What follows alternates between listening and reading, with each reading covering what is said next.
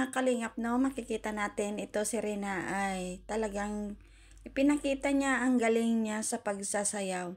So, ayan guys, makikita natin na ang kanyang mga kasamahan at siya ay ito ay hataw na hataw sa pagsasayaw. So, ganun din po ito si Rina. Ayan guys, at alam natin po ito nga si Rina ay kahiligan niya rin po ang pagsasayaw. So, ito ay pinakita niya talaga yung galing niya at hilig niya sa kanyang pagsasayaw at ipinakita niya sa karamihan at pinahanga niya ang kanyang mga taga-suporta, taga-panood at mga taga-subaybay niya.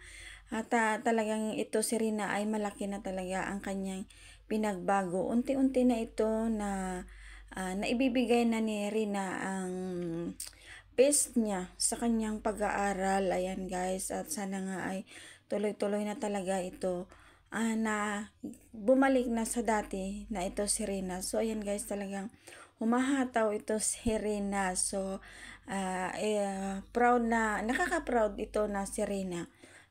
Talagang ipinapakita niya yung best niya talaga sa kanyang pagsasayaw at sa galing. Ayan, so hindi lang yan at marami na siyang mga event na sinasalihan at ito nga ay sinasali din at nag-i-enjoy din siya sa kanyang mga ginagawa. So ayan guys, at ating suportahan ito si Sis Roda Mix Vlog dahil siya yung talagang nag-aalaga, nagsasakripisyo sa kay Rina at pati na rin sa kay